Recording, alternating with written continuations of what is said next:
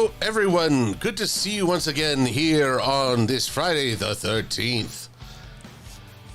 I appreciate you taking the risk of being with me. I'm accident prone on a good day, and well, now we make it an extra special stigma day. Though in truth, I have a stigma enough about September, and I'll fill you all in shortly. But first things first, I must say hello to many good soul, like Sherry Fluffbelly Official, who I appreciate you thinking of me and my dad and our various paths to recovery. MLP Trinary, good to see you as ever. And Adam Leisman, who's saying hello to a variety of creatures. Michael Bullington, well, Scarlet and Black, what can I say? It's just bloody enough. And hello, the Pirate King, Komodo Steel. Moonstone Silver Diamond Team, Mr. M, the Top Heroes. Pokemon Fire Eevee, Battlecross, who I believe was getting punched for jumping in with a hockey mask on, making me think of The Simpsons. Bart, check out this new chainsaw hockey mask I got. Then down the line we go to Enderpup, Gaiety. Oh, Enderpup has to miss this stream and possibly next week. Well, don't worry about that. We'll need to talk about next week. But hello, Mary Drake and Vulpecula Einfield. And Gaiety. Oh, wait, I said hello to Gaiety. Nathan Duazo, Perrin the Shoebridge. Silka Melodia, Chitty the Lit Leo. And over on the Twitch, I know I saw Blue Griffin Azora.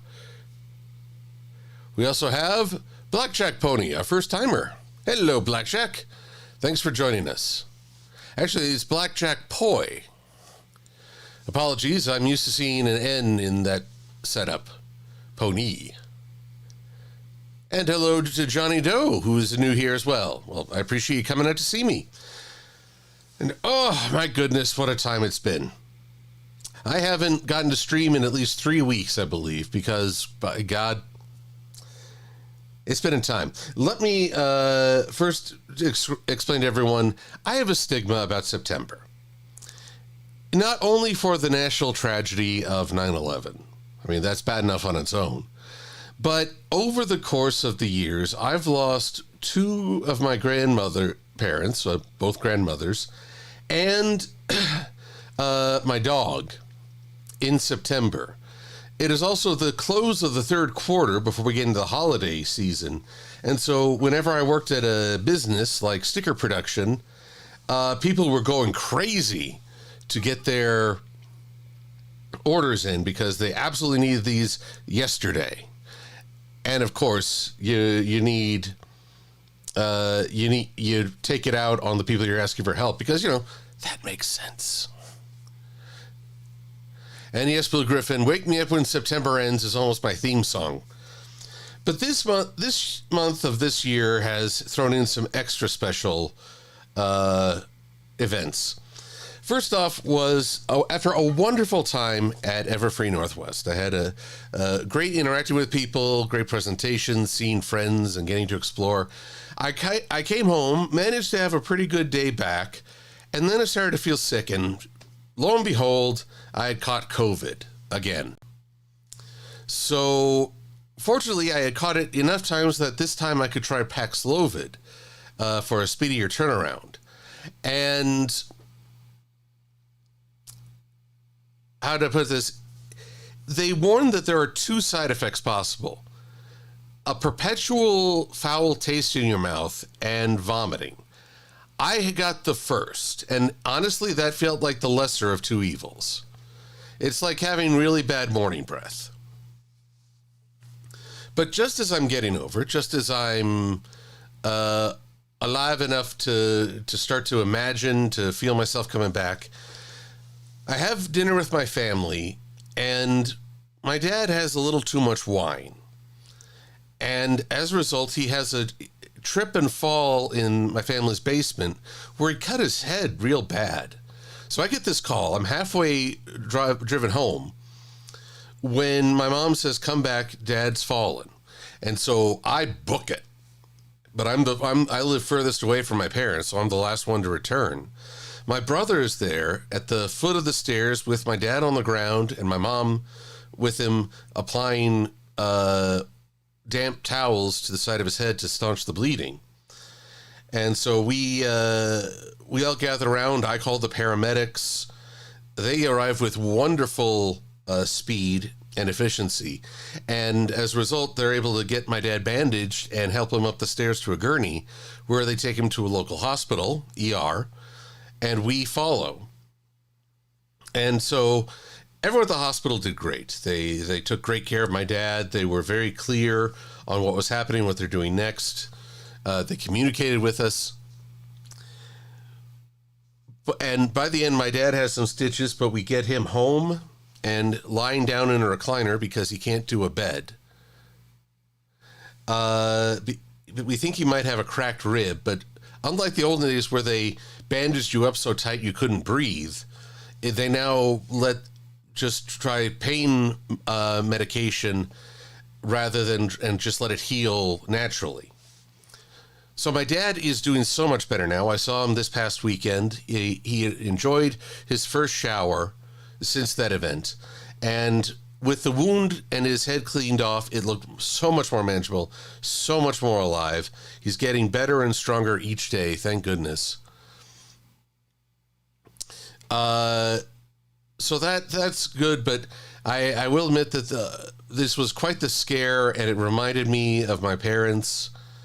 Well, fragility, but also just we're all facing a limited time together. And it's important to celebrate that time,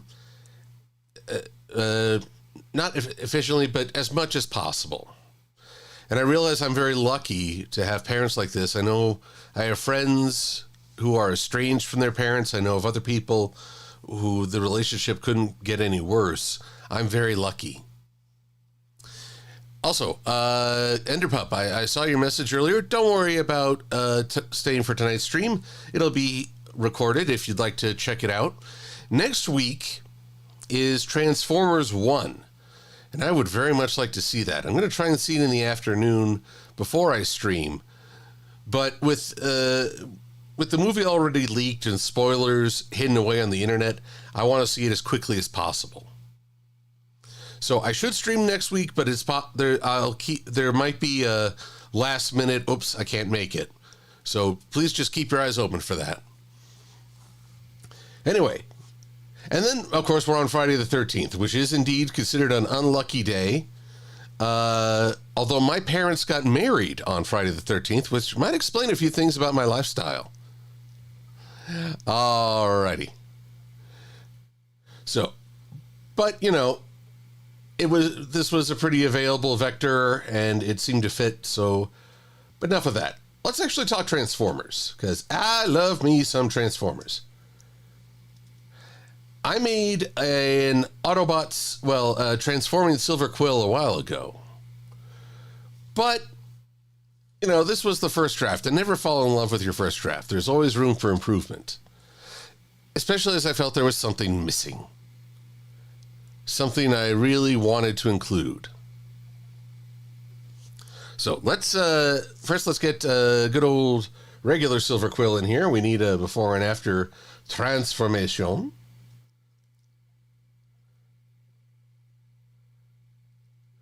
So we can make it at least semi-proportional by matching the talons. Although my head is huge. So, this isn't quite enough. I wanted to try again. So I've been sketching a little. And, well, sketching means the bare minimum of detail. I realized the one thing I really wanted was for Silver-Quill's head to serve as the bot's hand, kind of like Beast Wars Megatron. In fact, exactly like Beast Wars Megatron. Hello? What's on this layer? It's an older version, a more detailed. But now I want to try with this. So I'm going to turn on some pretzel and just see what we can concoct this time around. Maybe it'll be better, maybe it'll be worse. I'll see if I can take the best of each and go from there. But let's watch the fun, shall we?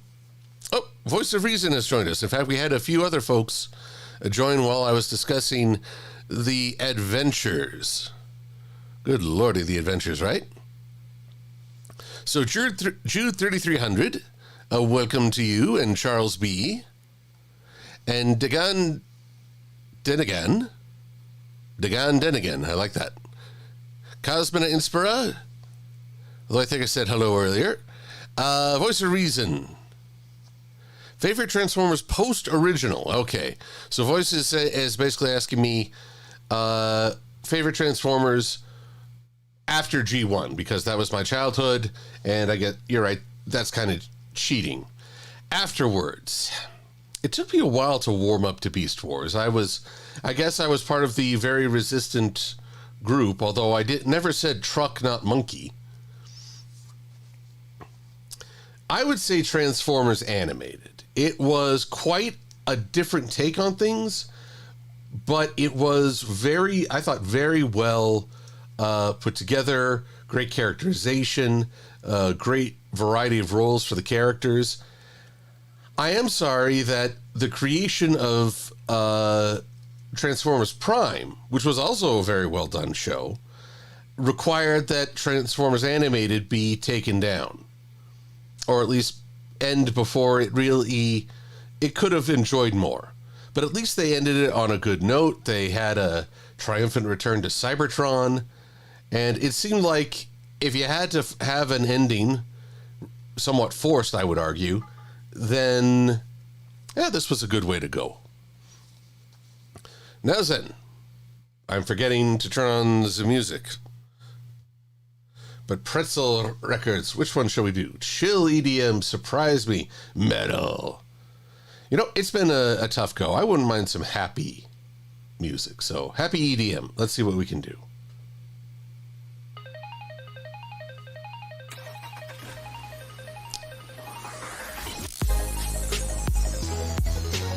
Kind of funny to have a car start up.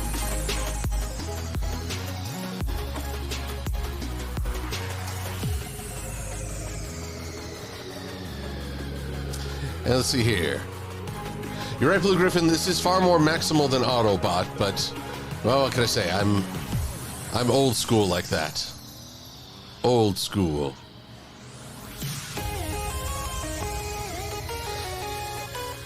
Yeah, it does sound like techno music, Palcross. Are you all hearing me okay? I want to make sure I'm not drowned out.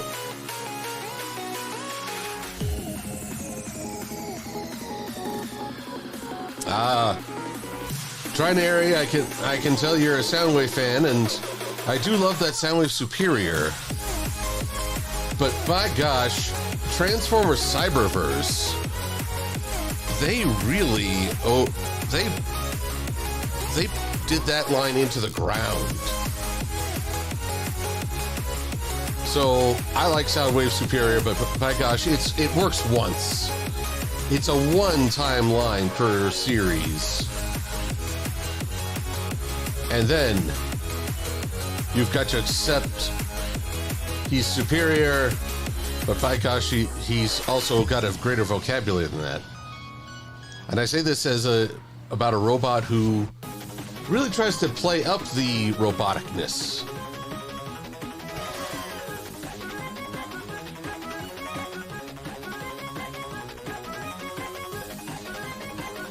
Okay, now this music is playing dogs barking? Oh, God. Kneel before Zod. Yeah, it works once. Just once.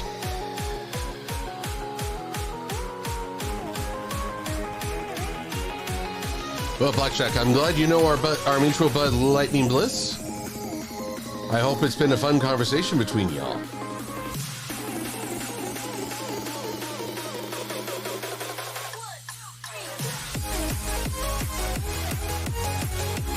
Yeah, come on, getting these little fetlocks to work is always a struggle. Struggle and a half.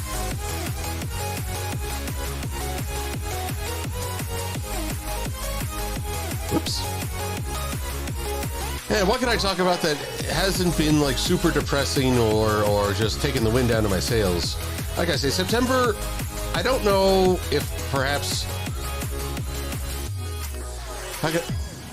there was this Super Sentai, what becomes Power Rangers when you import it from Japan. It was called Q Ranger, and it featured a character who relied entirely on luck.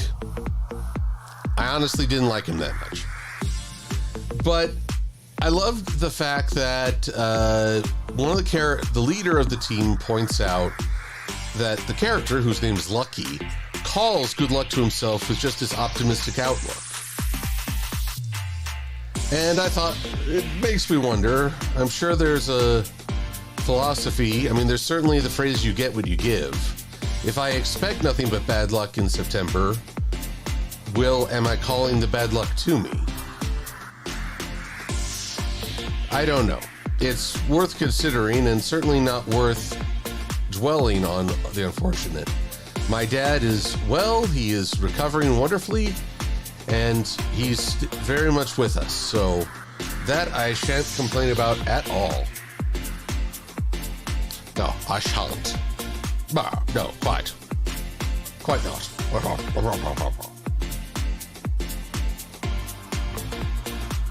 Now, I gotta think for a minute.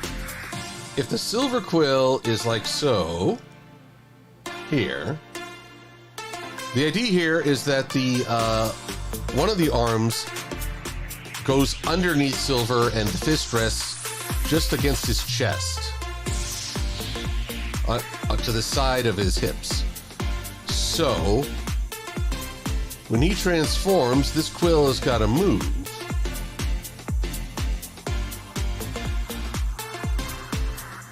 If it goes that way, then does it pivot this way? You know what? I think I might cheat just a little and say it's right here. We'll see how I can finesse all this. Oh yes, quite the finessing.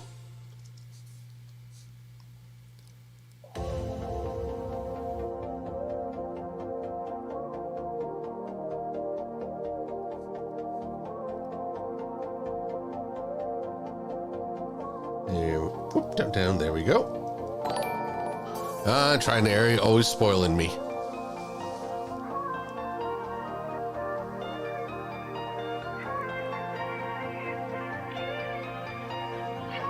Blue Griffin. Oh, we have a first time in the chat again. Welcome to Peace Poet 36. Doing well. Hope you're doing the same. But yes, Blue Griffin. Lucky relying on luck is even more powerful than Joey's use of dice in his gameplay. But the frustrating thing is that Lucky is never, he's never called out on it. It's like he never grows beyond it. Luck is his ally right to the show's very end. Spoiler warning, I apologize. And I'm like, Lucky, at some point you have to take... There are a lot of characters I know of who rely on luck, from Tila Brown of the Ring World series to the Master Chief. They all have luck, but they don't rely on luck. That's the critical aspect. There we go. Silver-Quills, I need you over here, please. To rely on luck, I find to be a dangerously passive thing. So that's why I'm not as big a fan of Lucky, even though he became less annoying after one particular episode. Oh, Chitty the Lit Leo has seen it. He knows the catchphrase, Yosha Lucky, which I don't know if you watched fan subs. I relied on Overtime. They translated that as talk about Lucky.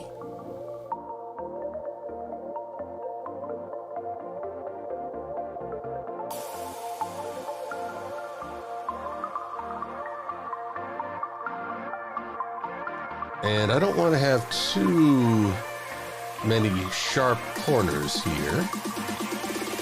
This is, after all, a maximal. It's very organic. Now, the question comes up. Grimwolf wants to know what I think of Megatron from Transformers 1. As we've only seen the previews, have not seen the show, so I don't consider this a spoiler. There are ample opportunities to see this in online trailers. There's no question that he's physically powerful. What I find interesting is that he's actually less driven than Orion. As it seems like, at least in the early part of this, Orion is the one to take them on wild and dangerous adventures without necessarily respecting the threat level.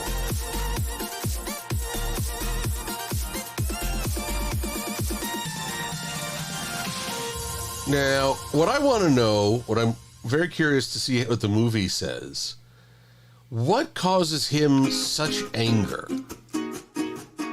He seems either he holds it in too much and it all explodes, whereas Orion is very articulate with his anger.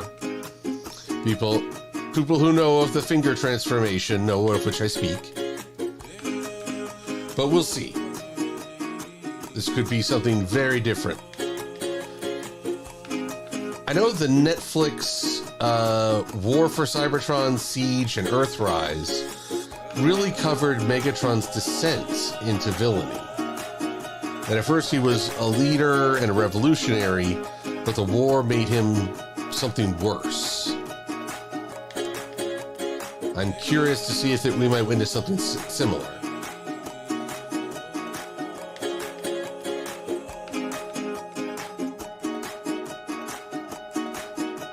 Incidentally, War for Cybertron and Earthrise and all that, I know it was a different thing for Rooster Teeth, and I'm sorry that they're gone now.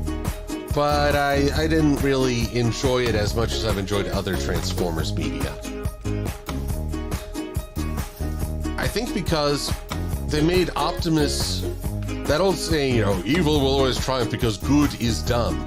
Well, they really made Optimus pretty dumb. And I feel like that was a disservice. And a big old harumph while I'm at it. Harumph!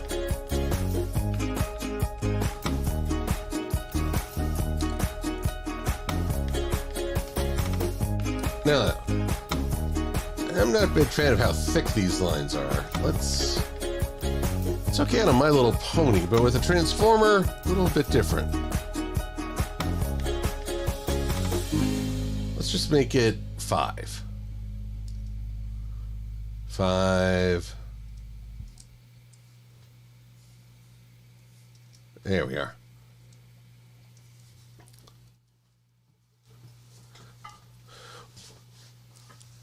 Rodan wants to know, why do some translations go wrong in the English dub when they could easily get or book a translator? Well, the thing is, it's not always a case of one-to-one translation.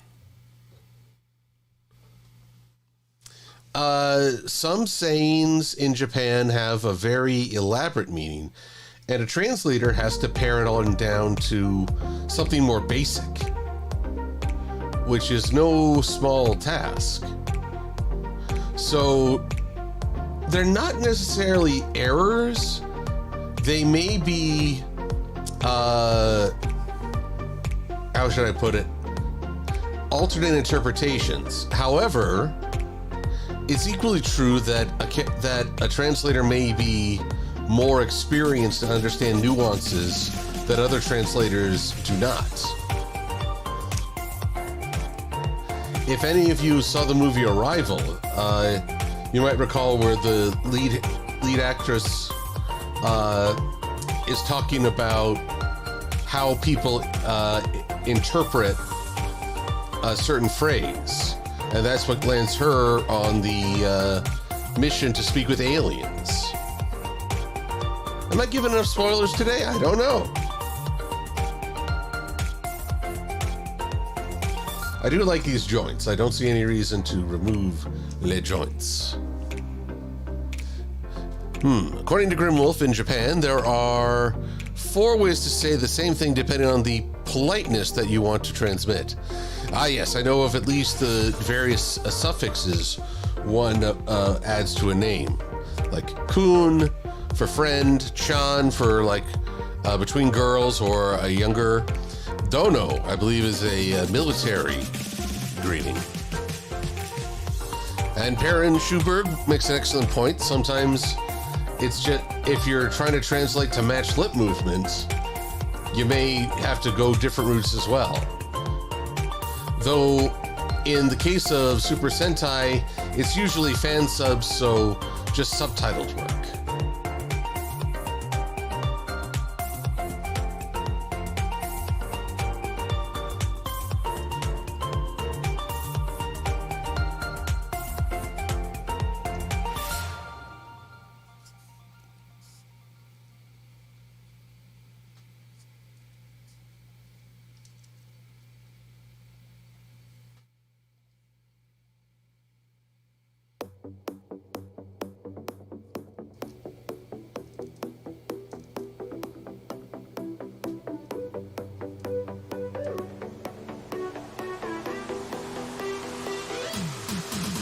Alrighty, that's looking good. At least one arm. So, hello to Gaffergon over on Twitch. Good to have you here.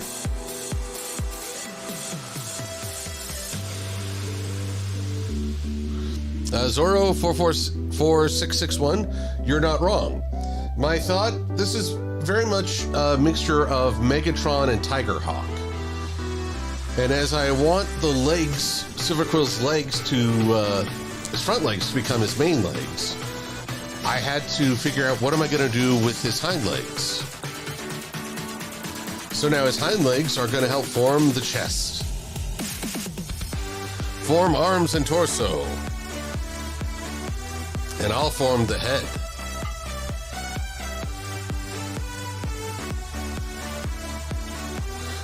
It's always fun to think about what a Cybertronian version of our characters would be like, Mary Drake. You know, I don't know how quite to describe this idea. I would love to reach out to some of the third-party producers of the Transformers community who, quite frankly, do remarkable work.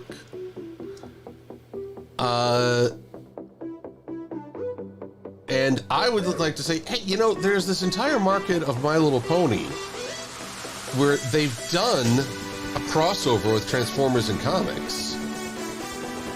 You could get in on a ground level and appeal to two fan bases with either a pony transformer or just give them the suits featured in the Magic of Cybertron, which enables them to transform into weapons. But I must think on that. Must make the right sales pitch, you know what I mean? Cherry Flapelli's got a joke for us. What do you call a young sheep wrapped in plastic? Laminated. Marvelous.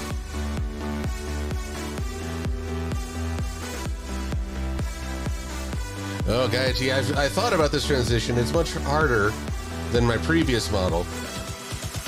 This guy, freely admit, I basically just copied Silverbolt's transformation. It's based very, very heavily on that. This one is more a combination of Tigertron and Transmetal 2 Megatron. Mostly because of the wings. But even then, sometimes just the practicality of it had to add me scratching my head. So, let me see what I can do for his torso.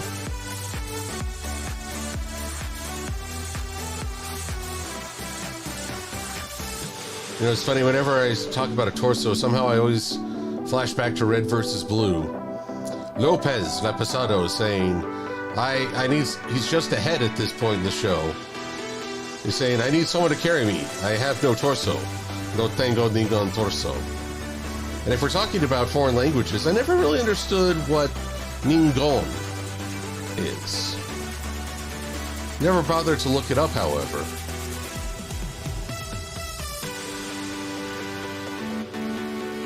No tengo un torso. I don't have a torso. But they said ningún. I don't know what that means.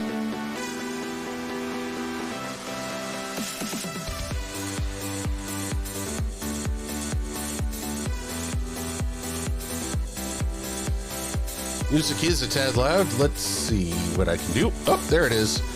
Oh boy. Enderpup isn't here to count me. Oh, goodness.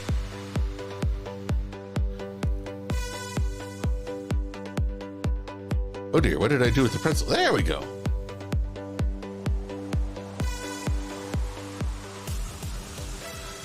Here, I just knocked it down a good couple of decibels. Just as the song ends.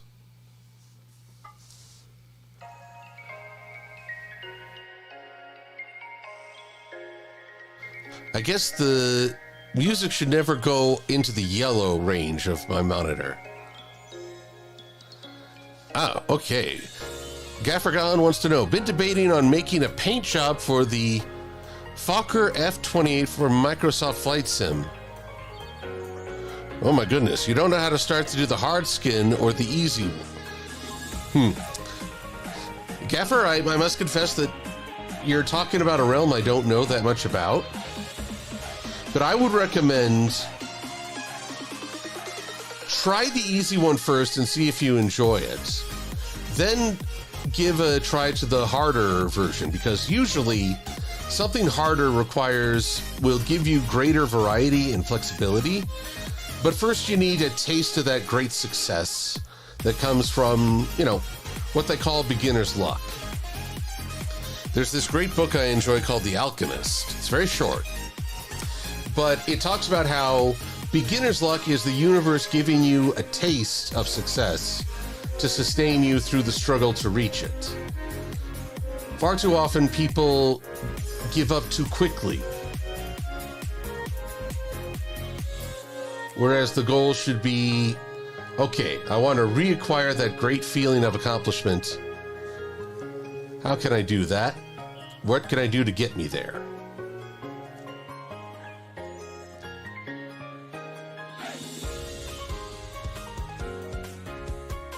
So that taste, that sample, may see you through even harder times.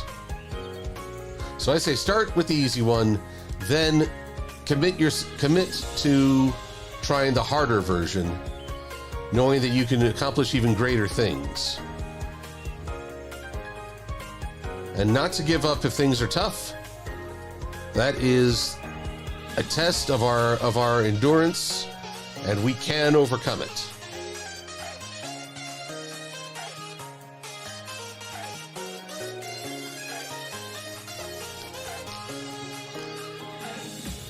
Alrighty.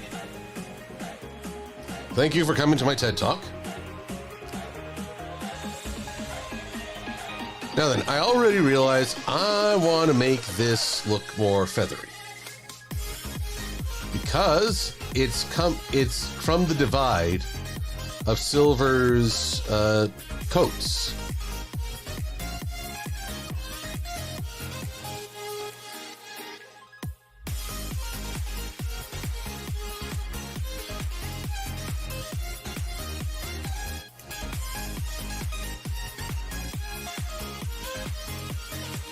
Trinary, I was thinking about that too.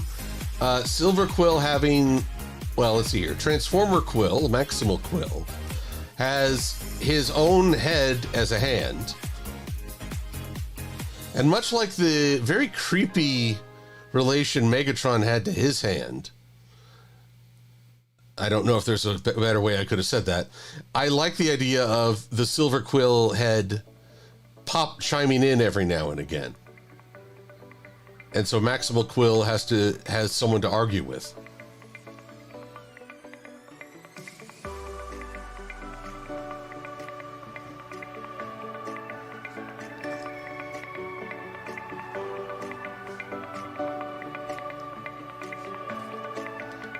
And let's not make it totally straight.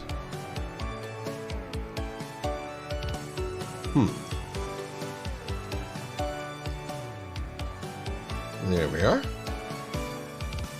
See, this is nice. I used to try and change things with these little anchor tools, but if you click on them and you see if it's a right angle and you see this little dot here, it'll round it out for you. It's very helpful.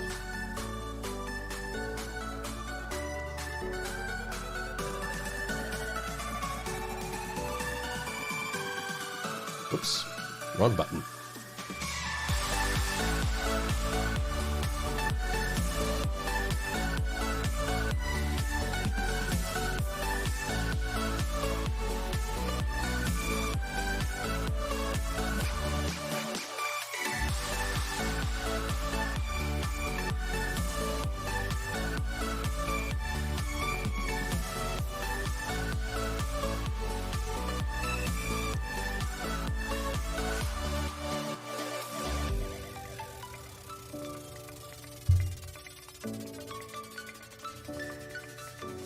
All right, we're coming together. Not a whole lot I'd change in the legs, so let's just copy what we got. No reason to invest more time in what's already been done. Boop.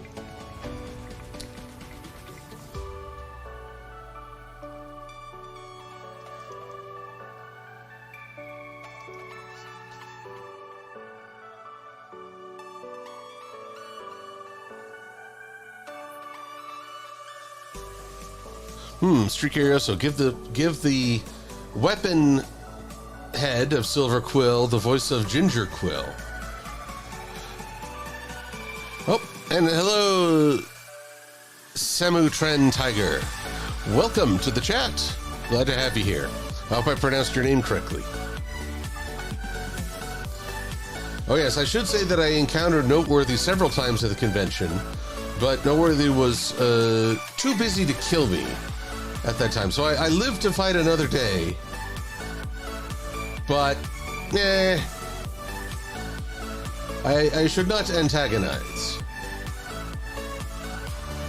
It's just, I'm not, for those who may not remember, Noteworthy was kind enough to be in a chat with myself and Taylor Bo McCardle and Red Card. The only problem is I'm not good at leet speak, so I read the name as not three worthy. Oh, you're also Cartoon Cat Girl. Marvelous.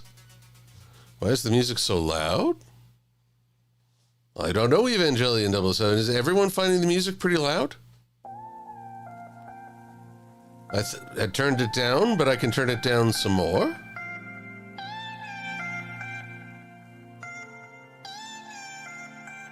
I have my headphones turned up rather well, so don't want to deafen myself. Oh, intriguing. Cosmo Inspira has never watched Transformers of any kind.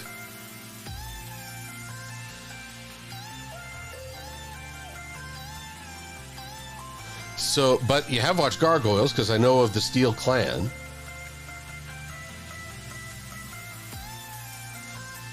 Now, I'm not saying you have to watch Transformers. You can lead a long and healthy life and maybe save a better checkbook without buying the toys. Although in this day and age, how many people even own a checkbook? I'm no longer certain. But it was my number one cartoon growing up, and when G1 gradually faded away, a part of me became sad because it was sort of a symbol for, well, everything before middle school. And middle school sucked.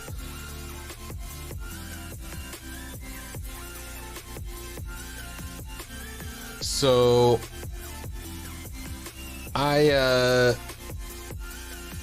don't, what would I call that? It's not even a quarter life crisis. It's like a 10th of a life crisis.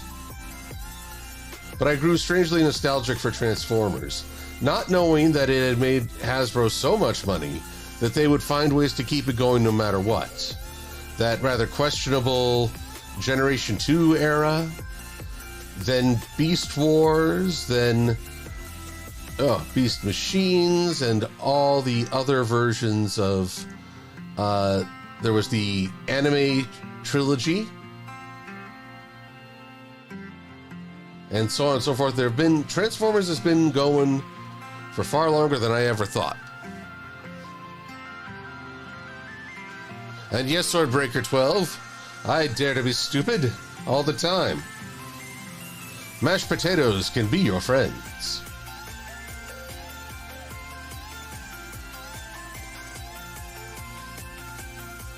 And party till you're broke and they drag you away. It's okay. You can dare to be stupid. Though I've never tried spitting on a fish. And usually I left it to my beloved dogs to bark up a tree. Though, honestly, if you've only known Dare to be Stupid through the scene in the Transformers movie, I think you owe it to yourself to see the music video Weird Al put together for it. It's here on YouTube, so you can watch for free. I would play that right now if it weren't for YouTube's copyright. Which, in this case, yeah, I think it's fair. You can't just play what you want off of everything else.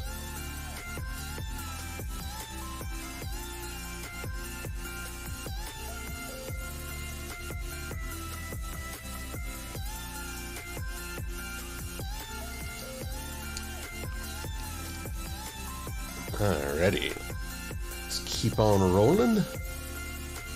No feathers on this end because the idea is that the legs have extended.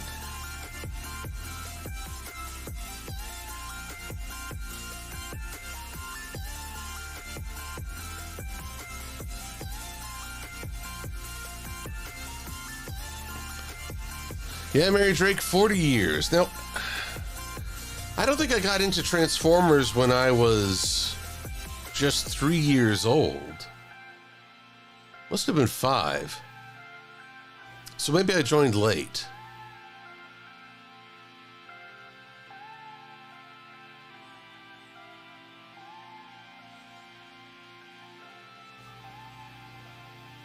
Yes, Swordbreaker, I dare. I dare many things.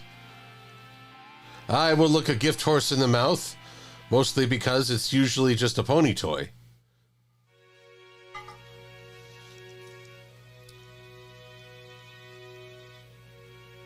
All right, this one. I'm going to copy the joints here.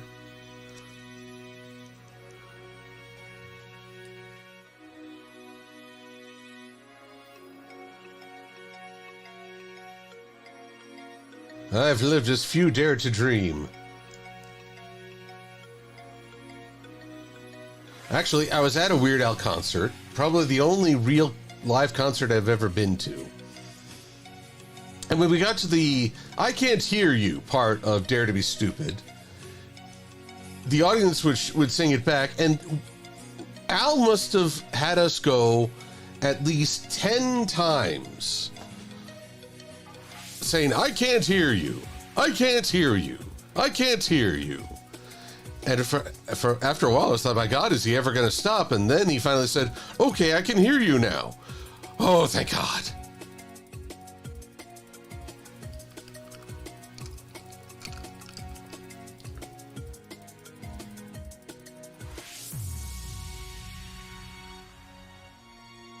Yes, Tricario. So Weird Al took over the role of Wreck-Gar, a very different version of Wreck-Gar in Transformers Animated.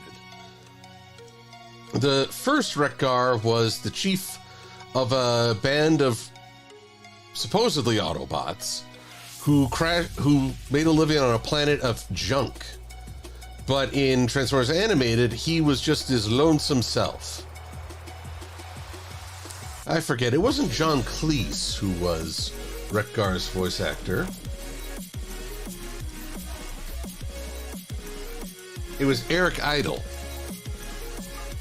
Though, I gotta say, they made his voice so modulated by, well, I don't know, synthesizer or something? I could barely understand what he's saying. It's taken years of multiple watchings to make any sense of it.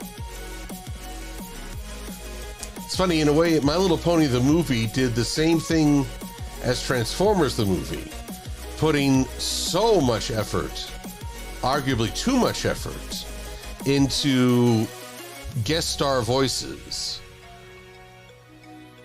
It was hard to make room for the actual characters, and everything went at such a fast pace. Bam, bam, bam.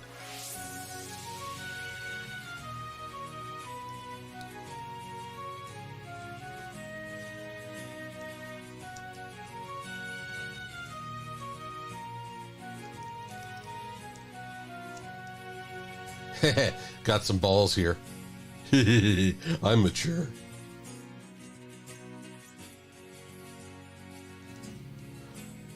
But maybe they'll say I have bearings of chrome steel.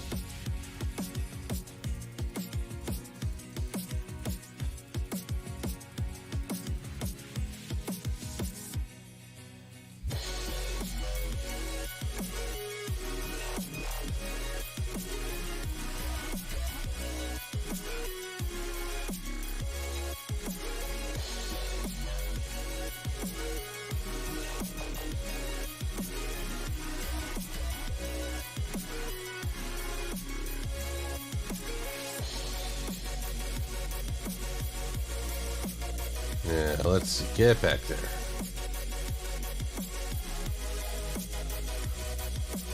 I'll call my doctor. Call a doctor if I need a chrome hip replacement or a mechanic.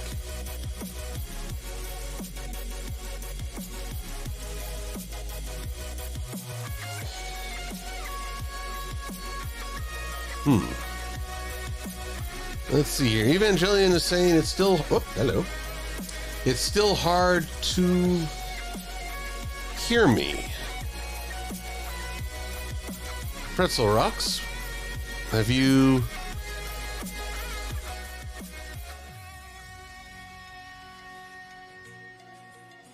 I think that's about as low as I can make it go without it being inaudible. So I hope that makes it makes things better. Wrong. Oh. Gosh darn, too many tabs.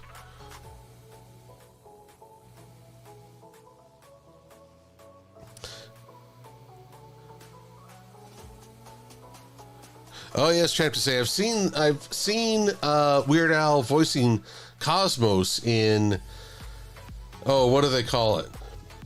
Earthspark. So I can't imagine a worse fate than being turned into a carnival attraction where the kids leave all their junk in your cab or cockpit. I'm reminded of a short from Robots in Disguise where the human ally basically just eats like a pig and leaves a mess in Bumblebee's cab. So the poor bot has to cleanse himself in a car wash just to feel better.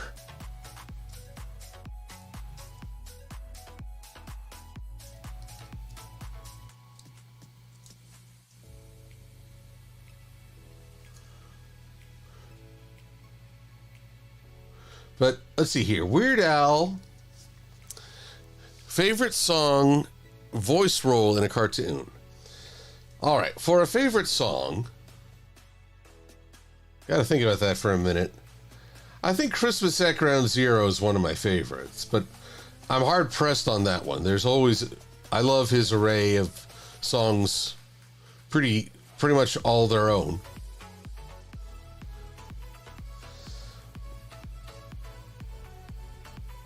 What else have I seen him in that I thought was just like really great? Seen him in Milo Murphy. He was really good as Wreck-Gar.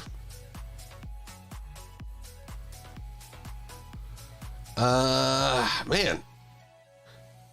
Actually, now that I think about it, I haven't gotten to see him in too many shows. I mean, I know of him in Milo Murphy, but I only saw one episode.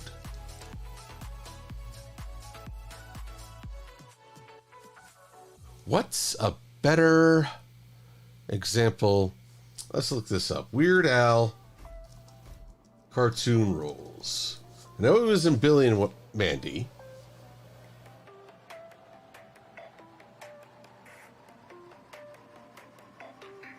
Well, yeah, I guess it makes sense that I would love him most as Cheese Sandwich. But okay, let's not go with the obvious or the easiest. Dang, I have definitely missed out on this guy in a variety of roles.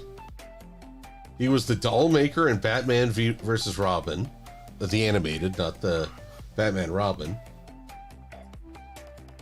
Imagining him as Darkseid in Teen Titans Go. That would require me to watch Teen Titans Go, though.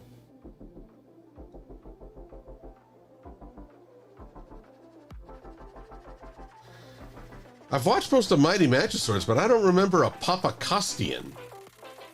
Okay, so for right now, I will say tentatively Cheese Sandwich, but I need to watch Gravity Falls so I can find out about this Probabilitator.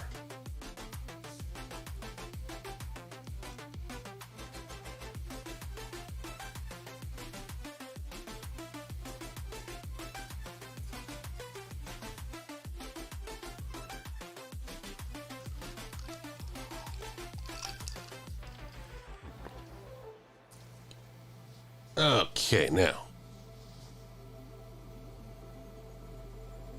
Probabilitor. Is that how it's pronounced?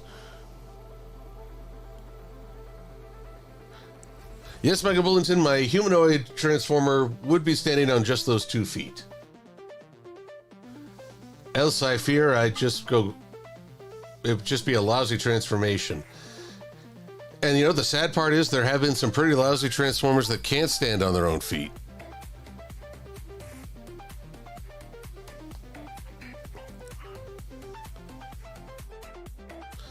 All right, this is coming along. I'm pleased.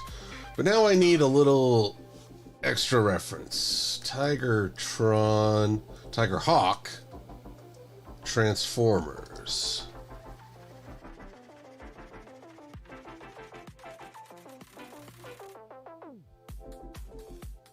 There you go. Just for reference, this is what I'm referencing.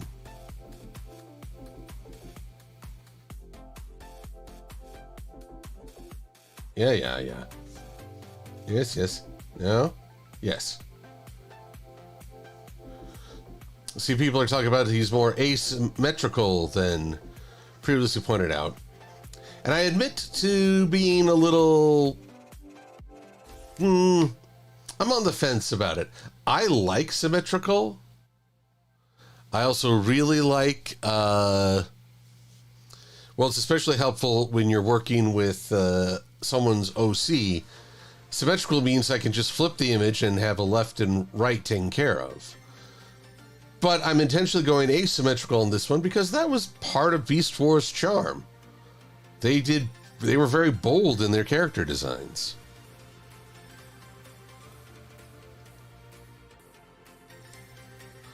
Of course, I know I have ways now of making it more interesting and less symmetrical, and not having to animate each and every single element. But I want to get that Tigertron chest. The question is, what color should I use? I believe I will use the brown. Let's see what that does.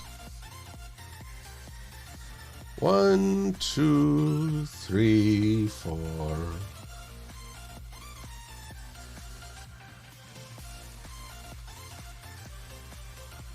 I do like this channel. It is very energetic. I'm laughing on the inside.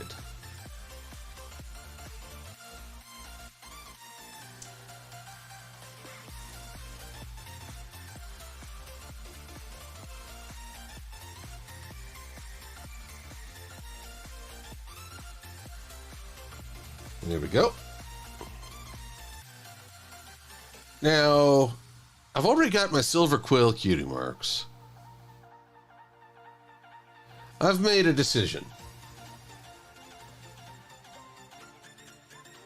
One sec.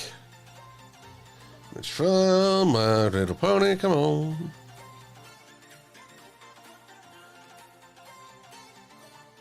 Oh, sorry, my computer drive is waking up. Wake up for me, computer drive.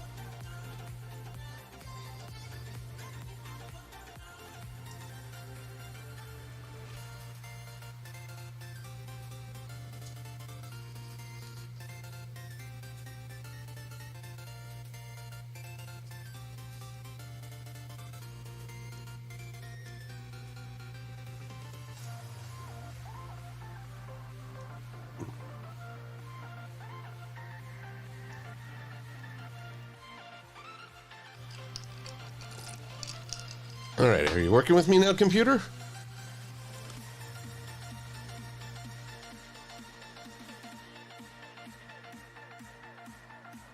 Tempest Shadow, Trixie, Twilight Sparkle. There we are.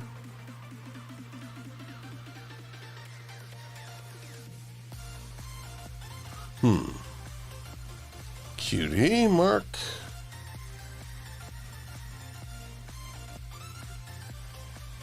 There we go. That was a lot for seemingly little. How about I just homage? As much as I've been a Transformer fan, it was My Little Pony that really encouraged me to express myself. Ergo, we will change this layout. And I darn well better, because as I have it like this, it looks like a coffin. I don't like that. No, sir.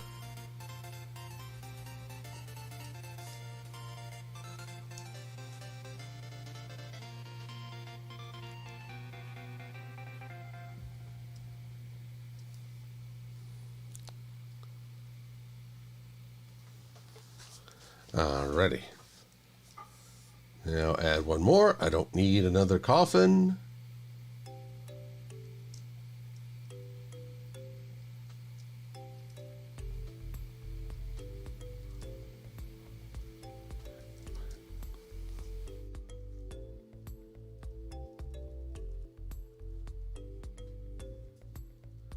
There we go. Now,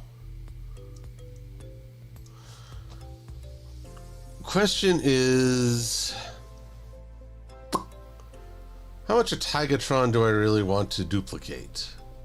I mean, it's always that question, what becomes homage versus ripping off or just flat out copying?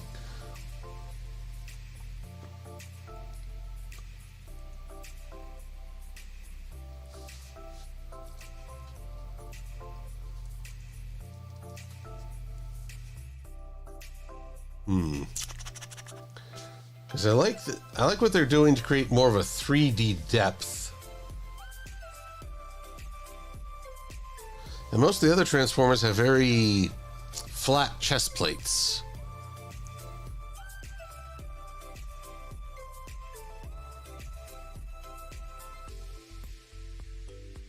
Transwarmer? What's that?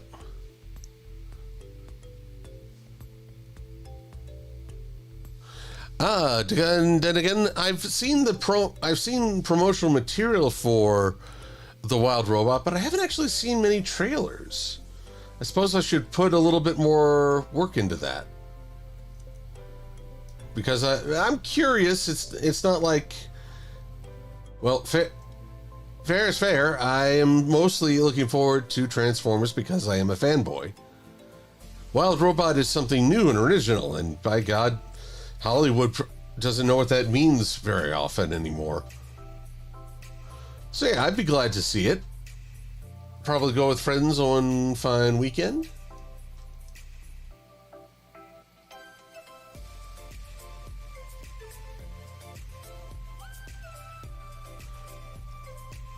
Although if we want to talk about fanboys and different different franchises, I also just got my hands today on Space Marine 2. So now I can finally continue the story of Captain Titus.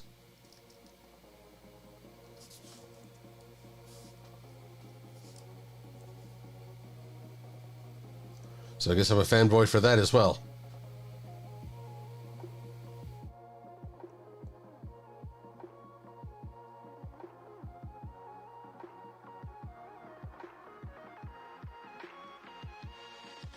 Oh, come on, work with me here. There we are. Marvelous.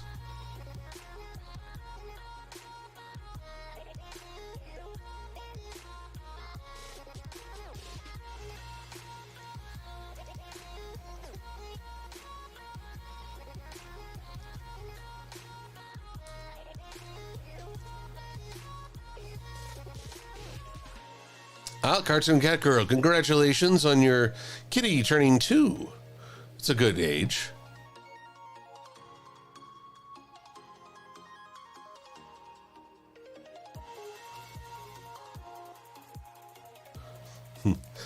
I've missed out on some of the Twitch comments. But Blue Griffin remembers Eric Idle and all he said in the movie. You talk some TV? But the loss of James Earl Jones. So many beloved characters, such a amazing voice. I'm sure that Hollywood will find another fellow with a deeply resonant voice, but it's never truly the same. That's what makes him so wonderfully unique and will be very, very missed.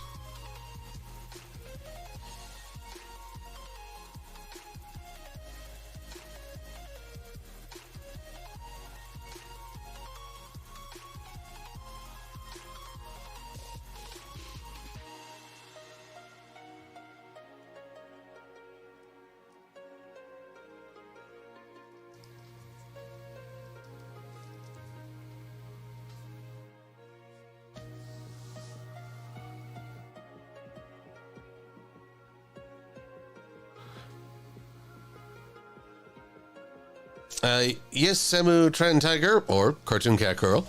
I'm trying to look at both chats. Unfortunately, I can't get them all in one with the freedom to scroll backwards and check out what I may have missed while drawing. So, as it is, I have my Streamlabs OBS over the window of my YouTube stream, so I can see the YouTube comments, and then OBS shows me the Twitch comments.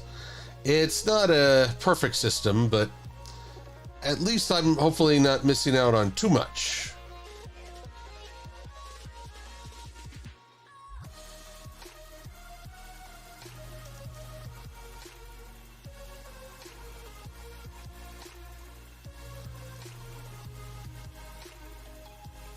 All right. Now we're going to get a little three-dimensional here. Actually, I'm making this harder than it needs to be. Whoop.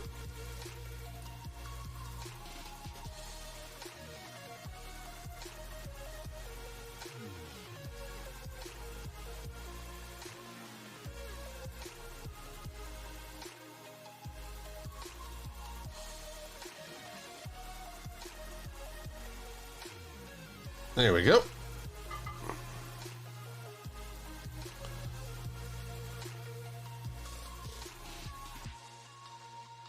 And, oh, there's an idea. He has a hinge there. I can utilize at least a little bit of the hinge here without becoming unhinged.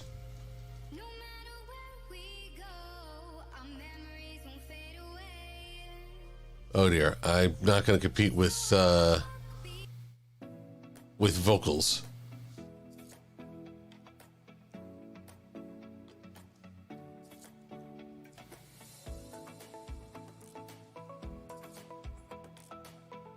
There we go, that's looking good.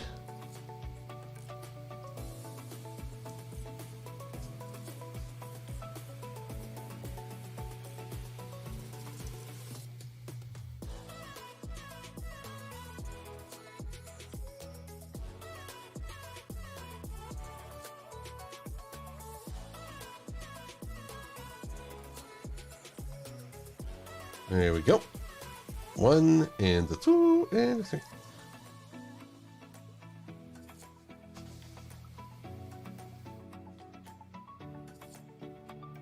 You're right, Mary Drake. It is 2 years too late for me to avoid being unhinged.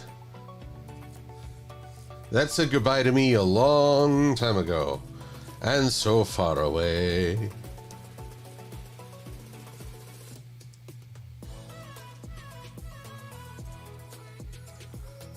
Let's move this over a little to convey a different center.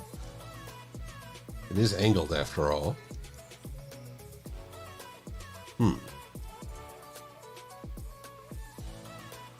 So these should all move over a smidgen.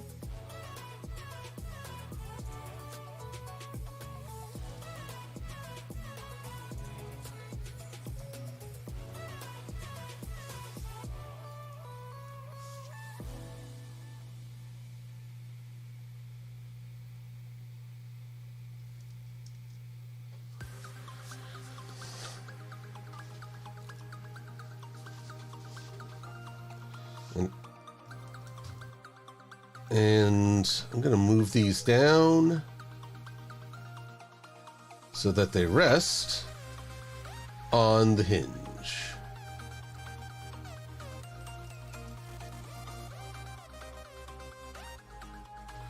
And then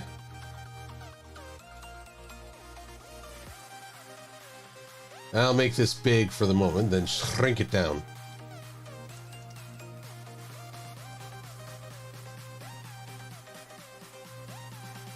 Actually, what am I doing? This is better.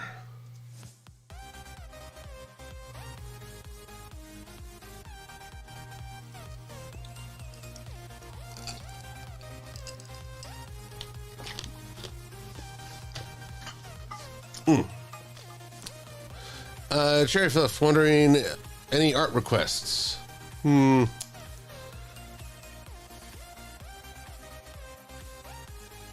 So here's a challenge for you.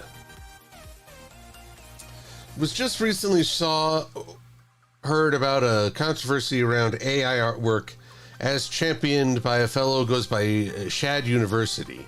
Does really great weapons essays. But I think you stirred up some trouble about AI and trying to champion it. I don't know I'm not a fan of AI artwork as it tends to, well, it takes away the ability to decide from the user. While a user may call themselves an AI artist, I think it's more accurate to say you're an AI advisor, because it's the program making all the decisions for you. So here's my art challenge. How would you depict free choice? It's a very abstract idea, but I think it's a good thing to discuss, because such a big part of artwork is the ability to choose. And I would argue that's what makes artwork human. You wonder and you ponder at why they decided to do this or that. Why is this depicted so when they could have gone a different way? AI artwork, you never ask those questions because, well, it's just the computer took that information from somewhere else. There's no decision making, no creative decision making involved.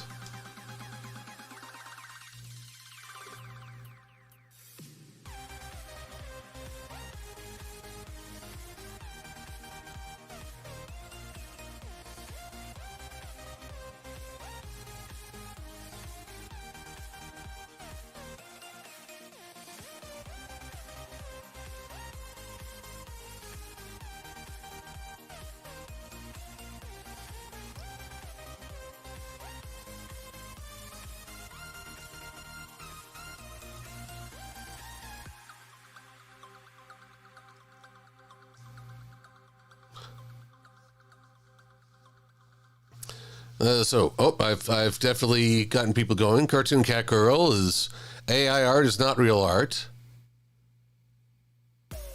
Oh, Seth, I missed out on what you were telling us.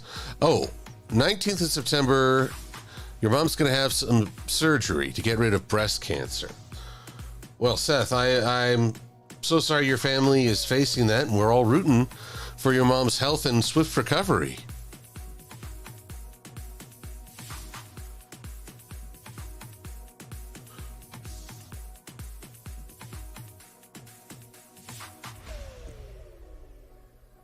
Well, Seth, I having just gone through, how can I put this?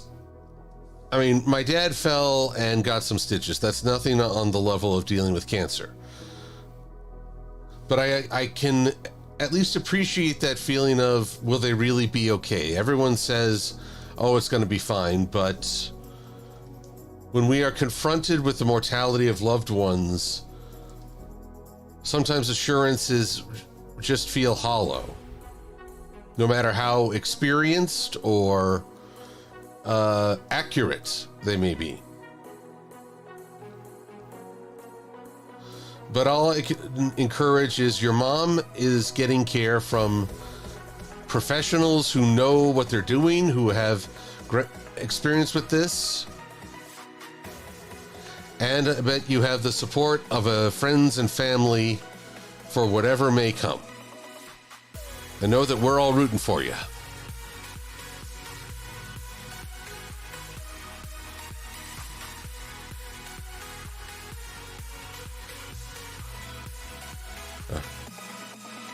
Well, Seth, our dear Wolf is an accountant, not an actual doctor. I would much rather you talk to someone with a certified degree.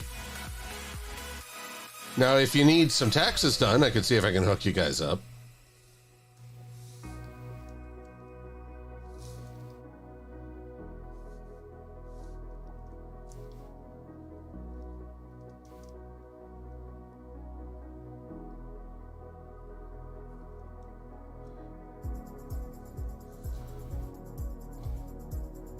Alrighty, well, we're coming along up at 7:15, and I feel like we're making good progress here.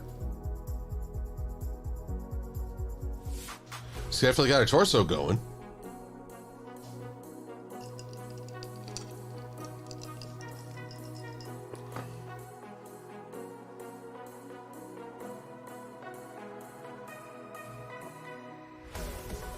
Swordbreaker, I'm sorry.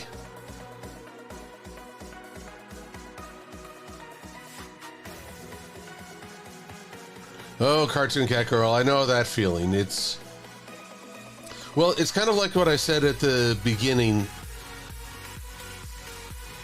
Part of our struggles is really a test of endurance and how people choose to go. Some people choose to pursue a different path. Some stay the course. Job hunting is a full-time job in and of itself and can be very frustrating when it feels like people aren't giving you the chance to prove yourself. Just know it's not actually a reflection on you or your competency. It's people have so many different criteria and perspectives.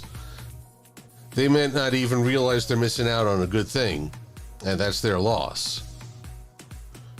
But the number one thing is to not think less of yourself, as that does not, because you are not diminished by this. And with time and effort, you will succeed. And I hope you find just like the best possible job, a job that really satisfies you.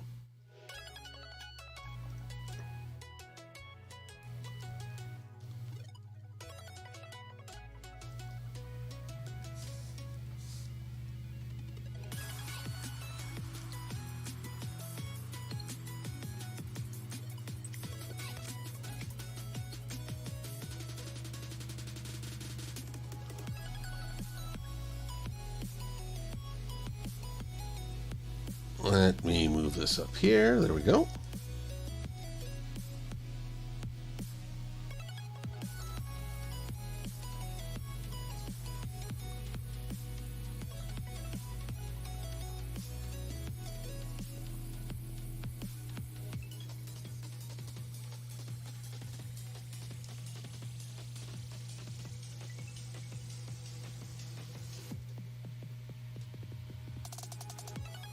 Okay.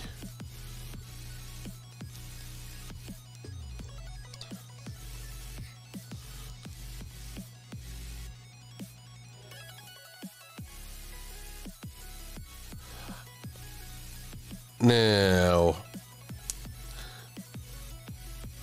so let's see. I derailed the conversation from AI.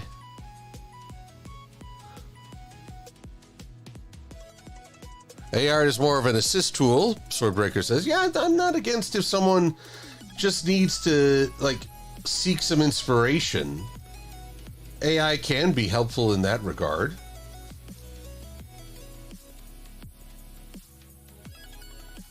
I don't know if this is taboo or not.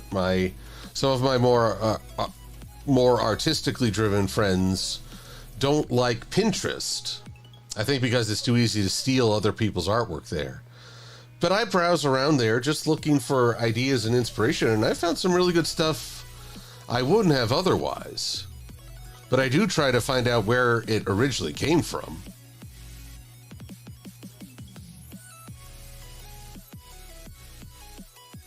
Alrighty, I think it's time to address the head. We'll worry about the other arm in just a little bit.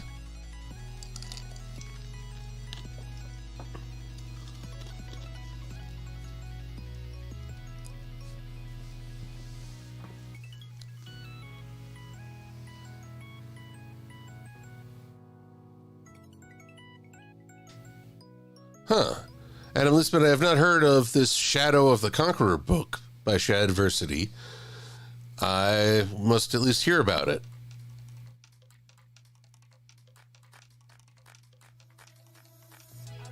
Chad Fluff, you can always tag me on Twitter with your art pieces. I saw the one of, well, too much drinking. I just have to be careful about not glorifying drinking games too much.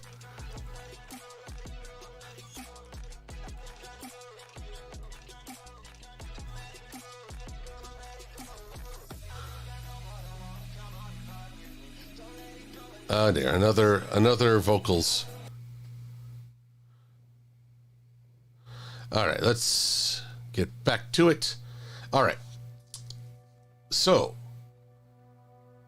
this here noggin. There are things about it I like, there are things about it I don't. Just trying to think of what... Okay, I'm going to copy a good chunk of it. Practically the whole thing. But then we're going to do some very heavy renovations.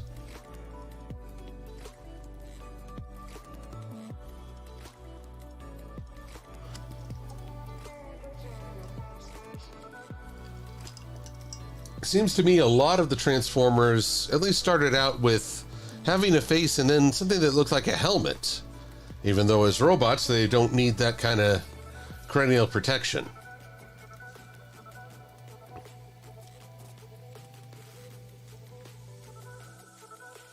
Ah! Not quite.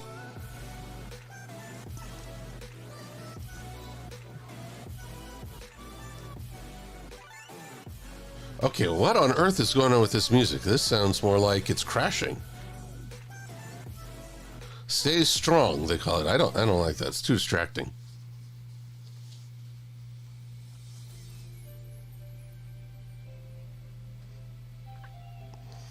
Swordbreaker 12. What do I call a Voltron Silver-Quill? Formed by SQ. Parker Boots, feeling a little tired? I understand. Okay, Pokemon Fire, you find in it the eyes are kind of creepy?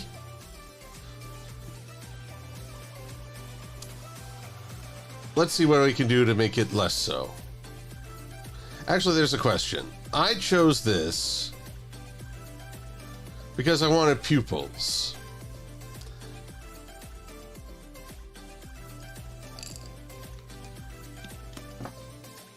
But let's try something else.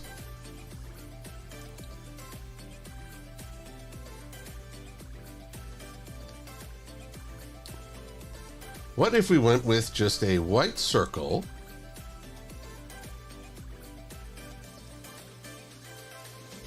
Effect blur Gaussian. Of course, the Gaussian blur covers up my entire thing.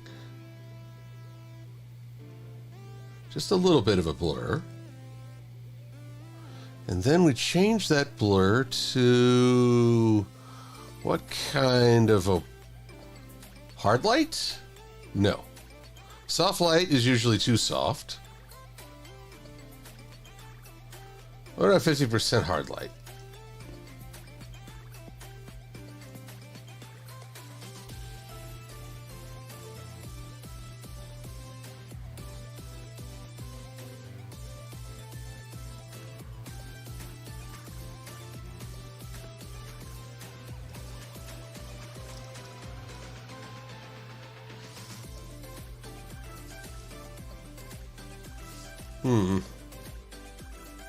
I'm less sure about that.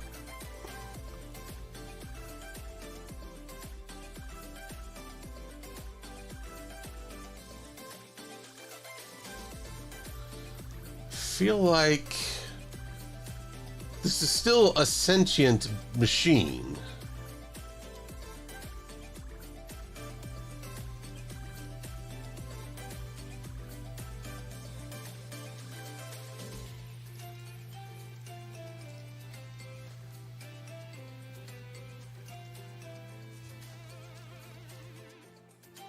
Honestly, I feel like that makes it even creepier.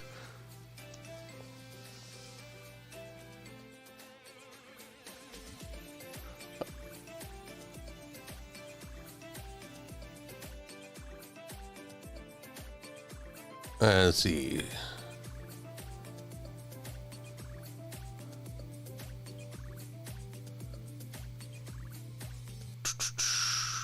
Jiggly Saint, you know of Shad diversity, is it?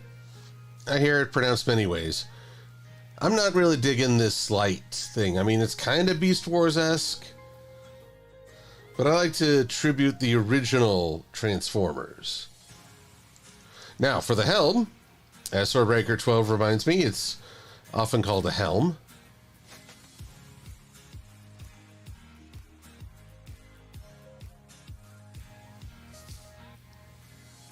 I had a thought. Also, I'm not Sentinel Prime. I don't need this kind of chin.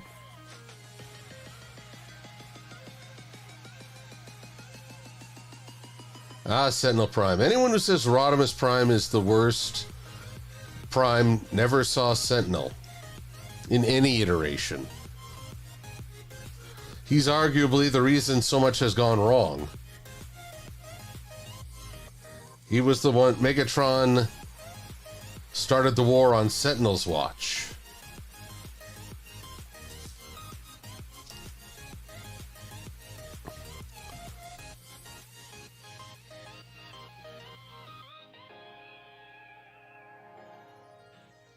Now, I have not really heard a lot about Sentinel Prime in the upcoming movie.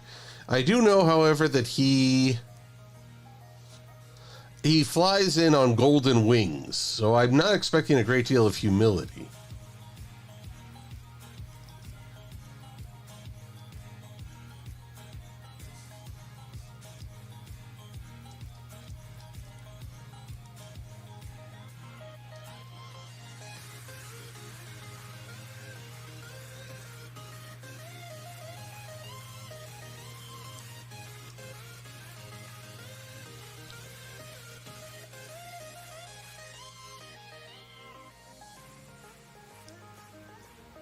Come on now.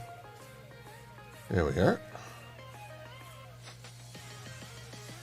There we go.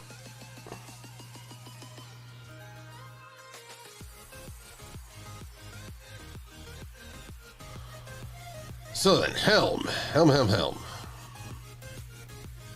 How do we want to play this?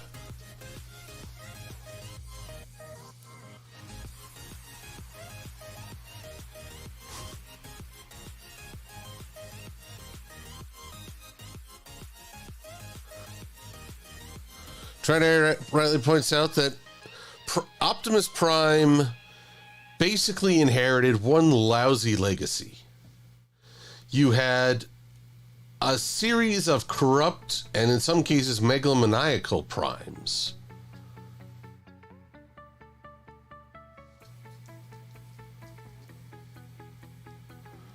And he was the one who had to turn that around.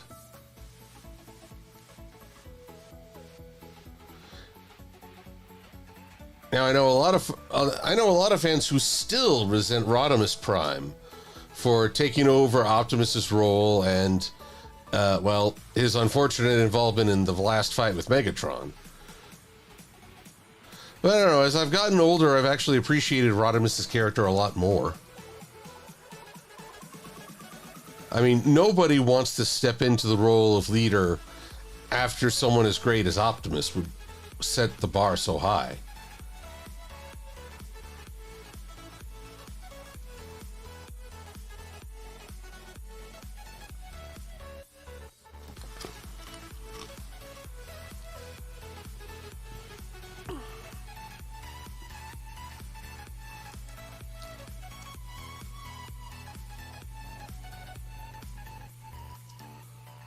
And if you don't know about all the other primes that came before Optimus, IDW really ran the gambit, especially with a variety of primes that existed and how most of them sucked really bad.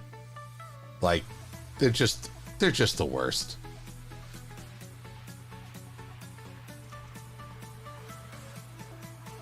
Let's see here. There was Onyx Prime, who's super conservative. Nova Prime, who basically gave into a dimension of darkness. Wanted to spread it around for some reason. Won't give away the spoilers on... No, wait, it wasn't Onyx Prime who was hyper-conservative. It was one other Prime. Dang it.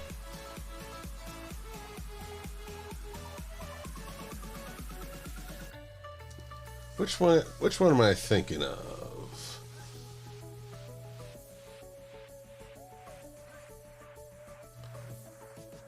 We've had Alphatron. Nope. Solaris. Might have been Nexus Prime. His toy was really orange and, well, basically just a recolor of Astro Train. Onyx Prime was, well, quite a surprise. Anyway, I digress. Blue Griffin, yes, Vector Prime, but I'm trying to remember if he was in Transformers Cybertron, and he was like one of the primes that didn't suck. He was actually very helpful.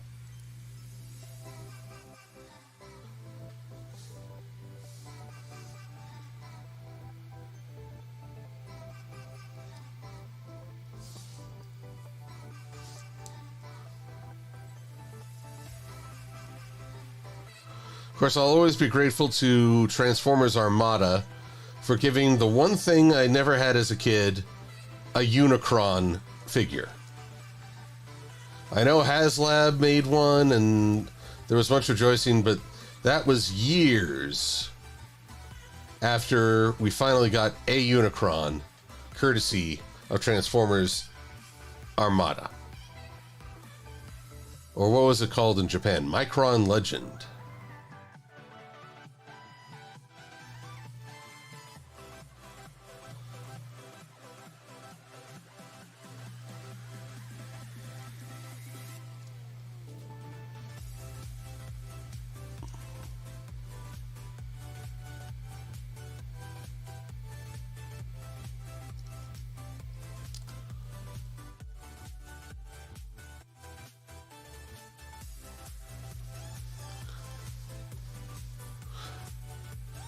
Cartoon Cat Girl points out that Out of the Shadows for Teenage Mutant Ninja Turtles is worth it for the Bebop and Rocksteady scenes. Well, that might be fun, but I'd probably rely... I'm sure someone's compiled all the clips here on YouTube. I know because I did check out all the frenzy scenes from the original, well, the first Michael Bay Transformers. There are elements of humor there, but I just don't enjoy the overall package, you know?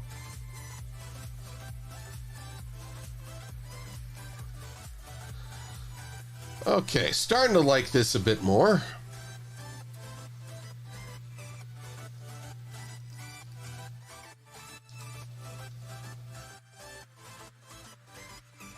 Now, if I can just recall, every Transformer has their own little thing. I don't want to just simply duplicate my thing, though. I've got an idea.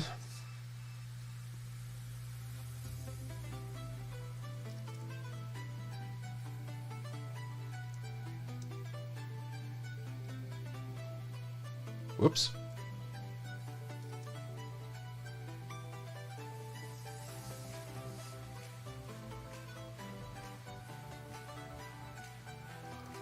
If I can angle this right. Don't think I need to fill. There we go.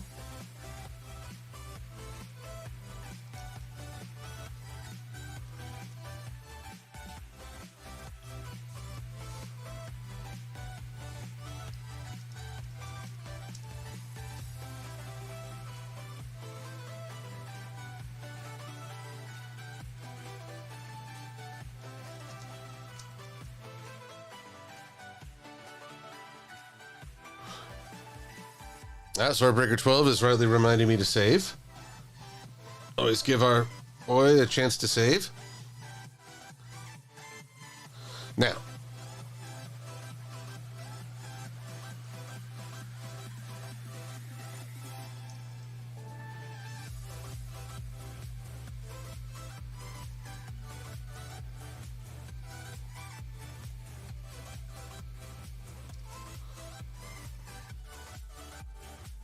So I get a little... So these are kind of like the 3 prongs, but I need to just check one other thing.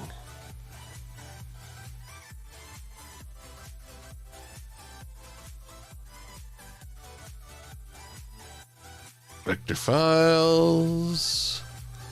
List wings. Huh.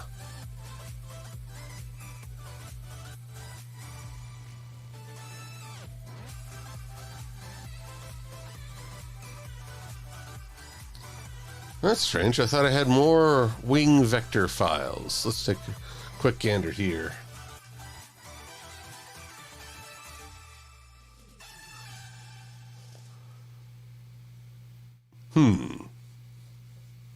Confusing. Curiosity. Let's try something else.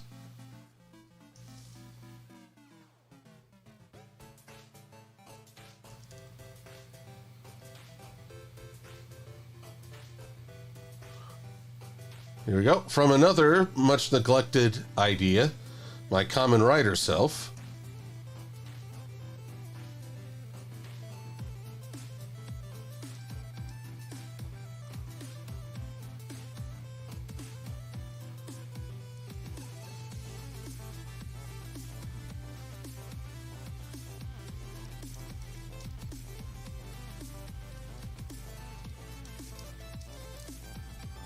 Select the same fill.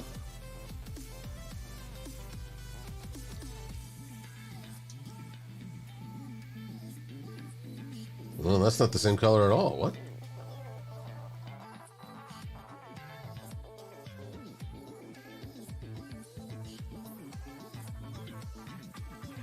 Why are you not blending the same? An opacity, perhaps? Normal, 100. Huh?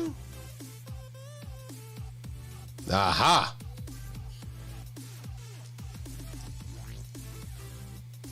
It's all 100. I need you at 100% opacity.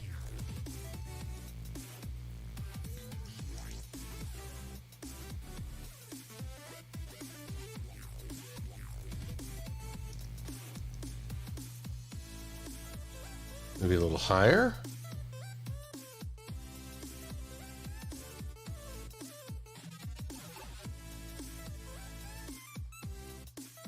Oh, I wondered where that black dot went.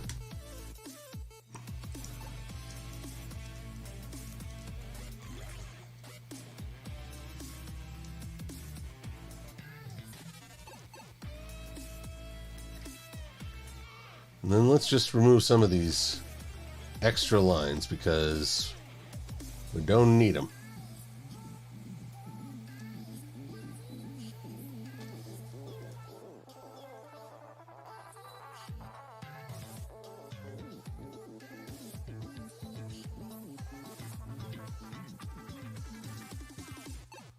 There we go.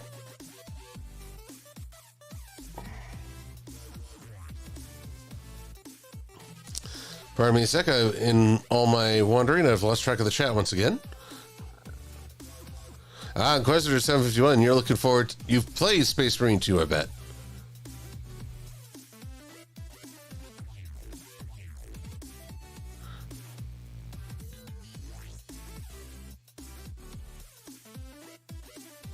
Oh, Trinary, you're calling a prison camp run by the future Decepticon Justice Division. Which, if you guys don't know about that, congratulations. But basically, how can I put it? After Megatron started his crusade against Cybertron, he put together a team of executioners, essentially, with the purpose of enforcing his will on anyone who dared break away from Decepticon ideals. And they are all psychopaths. And psychopaths, sociopaths, they really enjoy other people's pain, so I guess that makes them sadists. But they can also hurt themselves, so I guess masochist is also applicable. But either way, they are just like, they're probably the darkest idea outside of Pink Energon. That being one of Shockwave's creations, it's Energon taken from living beings. It's a painful, cruel process, and it's actually highly inefficient. You can't even get a single cube out of the deal. But never let a little thing like efficiency stop Shockwave from being cruel.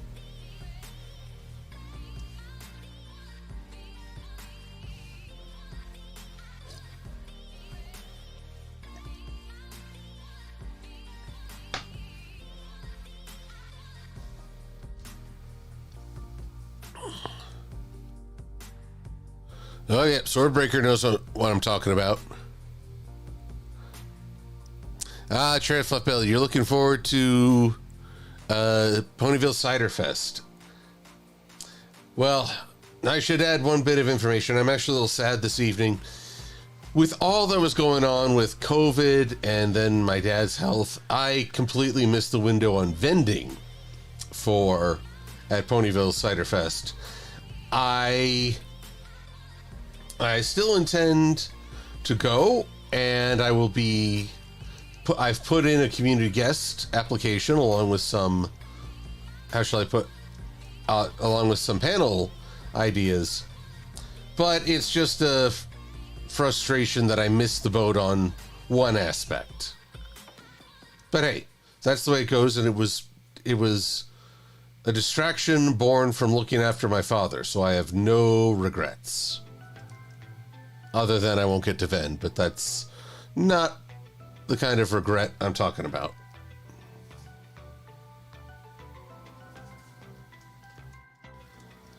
All right, we want to have this just come out a little bit over this guy. Boop.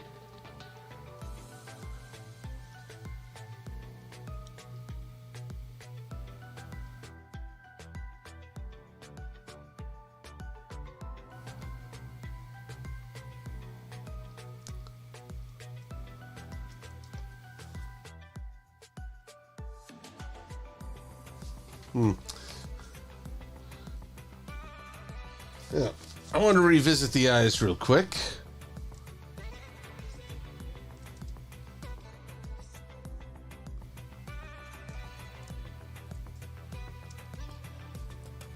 Oops. I'm still in the opacity mask. Oops.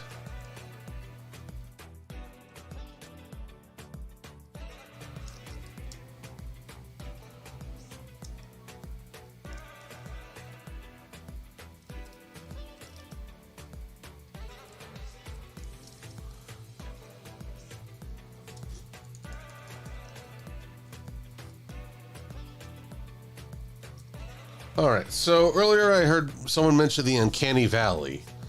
I will admit those eyes aren't really doing me any favors either.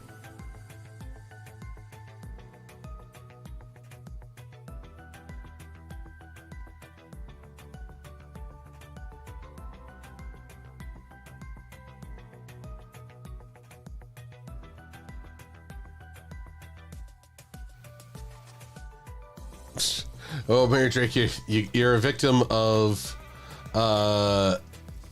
autocorrect. For those who don't know, the statement was meant to be there's Satan and then there's Shockwave, and it's hard to tell the difference sometimes. But then, thanks to the ever helpful autocorrect, there's Stan and then there's Shockwave. That'd be great. That Shockwave's greatest rival within the Decepticon ranks, the only one who could beat him for cruelty, is a Decepticon named Stan. And no one knows where that name even came from. But Stan is a threat to all sentient life.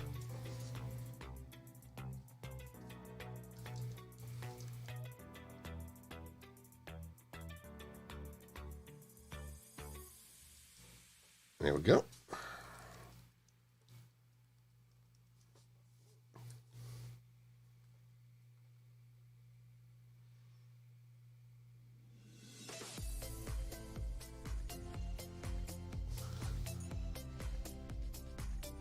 All right, we're coming along.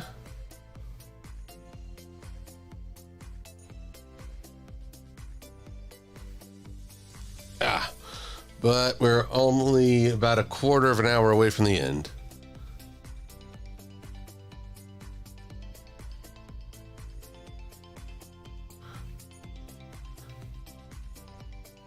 Let's see, Blue Griffin says, I think G1 Starscream once tried to get Energon out of a mad scientist.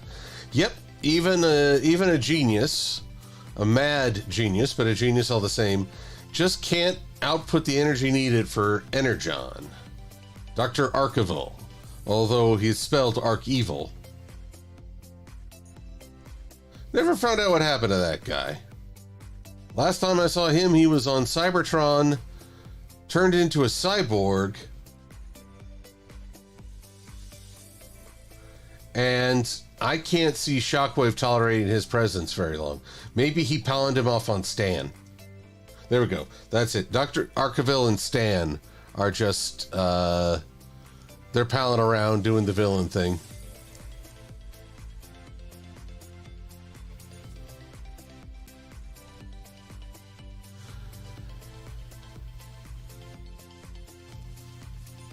Alrighty, we're coming along, trying to figure this out quite.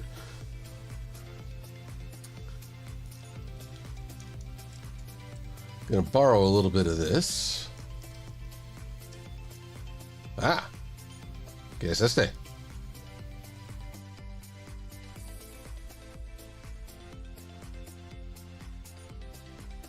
I only need this much.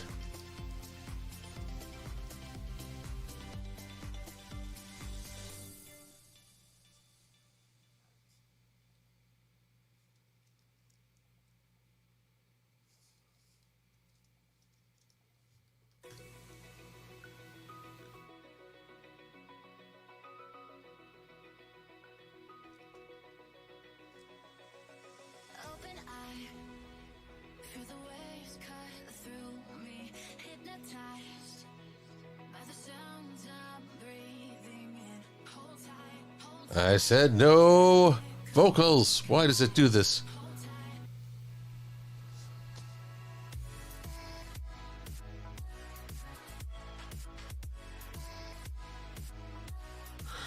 Oh, welcome, Orca and Orca 19904. I have been through a rough patch, but I'm doing well. More importantly, my dad is doing much better, and we're all getting where we need to be, which is full health. It's been good to work on this and get a sense of creativity going again.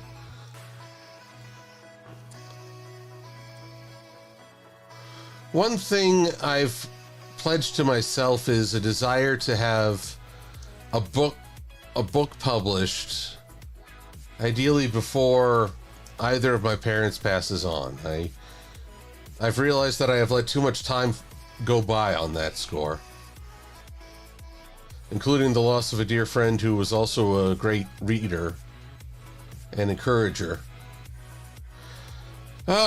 Time is not our friend.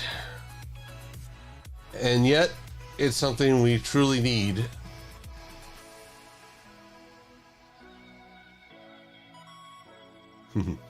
Is time our ultimate toxic relationship, I wonder?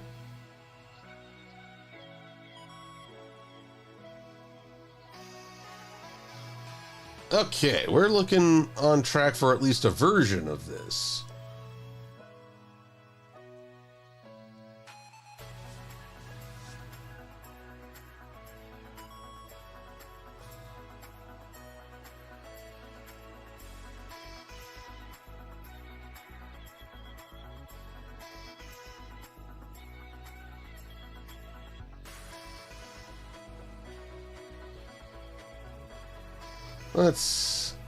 I'm gonna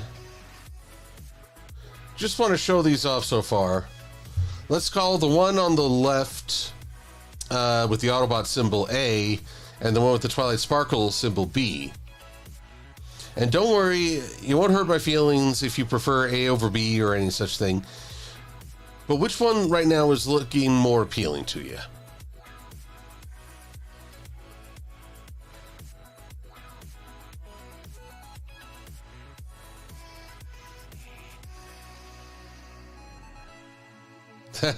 Silvertron, I like that.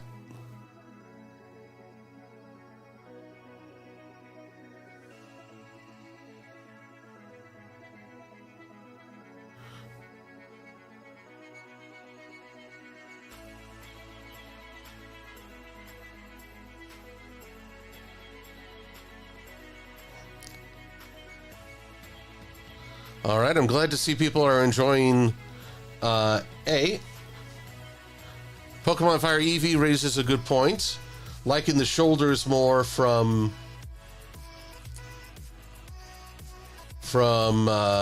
A.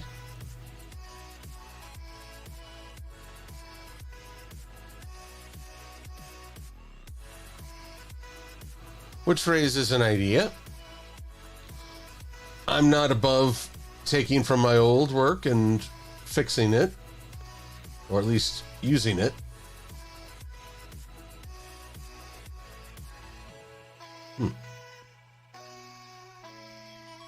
So it's kind of funny trying to put myself in the mindset of past me.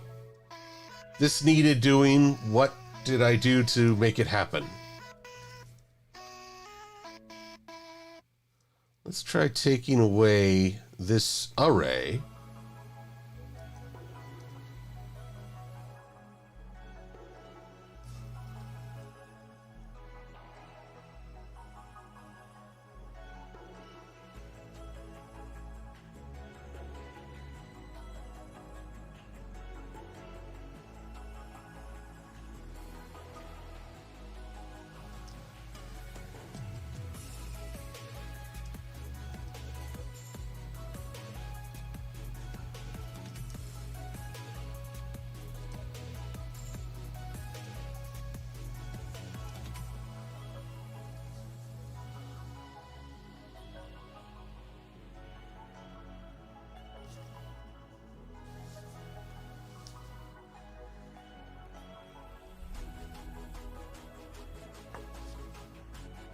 And then we'll take...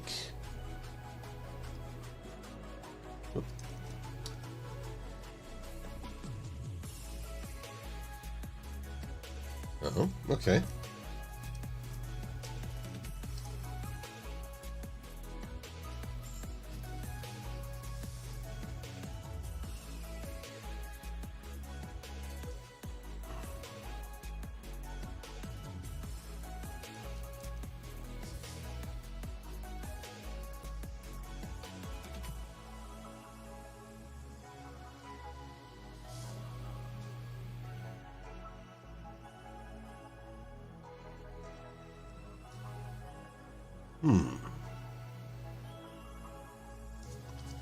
I don't know. It's hard because the shoulders and the hooves.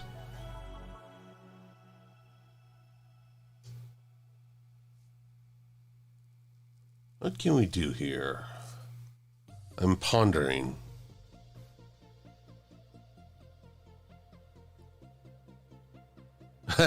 Mary Drake, you think he looks like Char?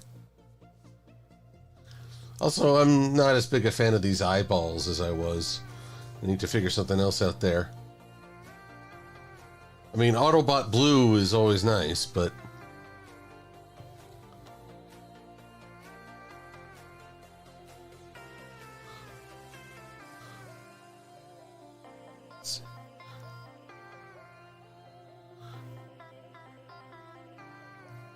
Alrighty, well, I think this is a good place to stop for a minute as I have to ponder.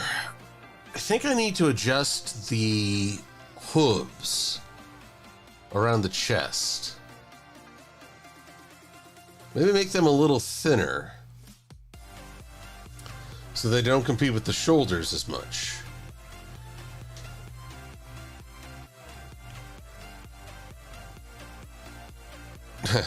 I think so, Cartoon Cat Girl. But if we already had suspenders, why would we need more belts?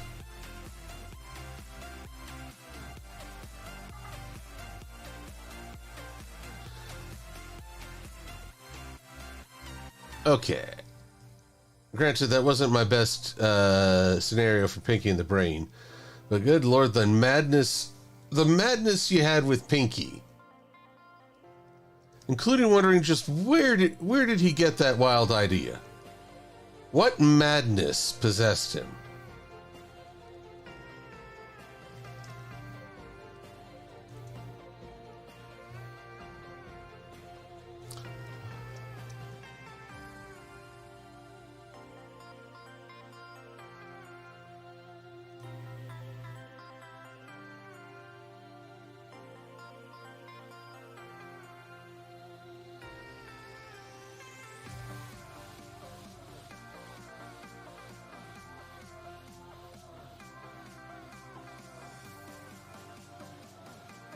That's a little bit better. They don't seem to be competing so much.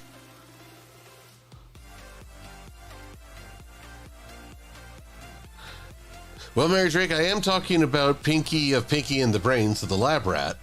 But when you think about it, both of them have such a unique perspective, I can't possibly understand where they got half their thoughts.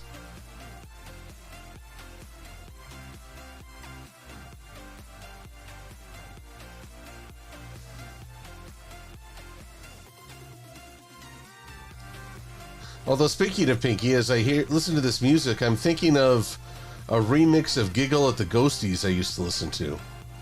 Should probably look that up.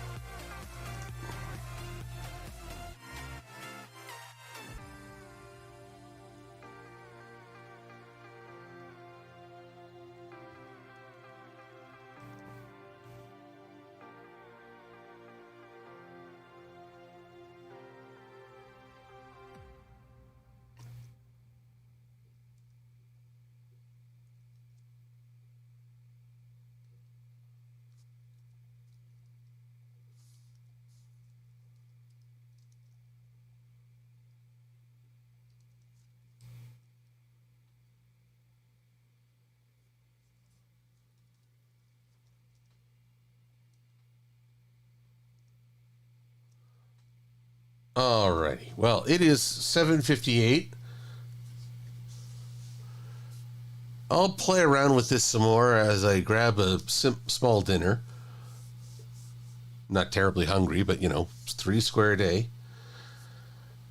I'm liking where we're going with this. I just need to finesse a few parts.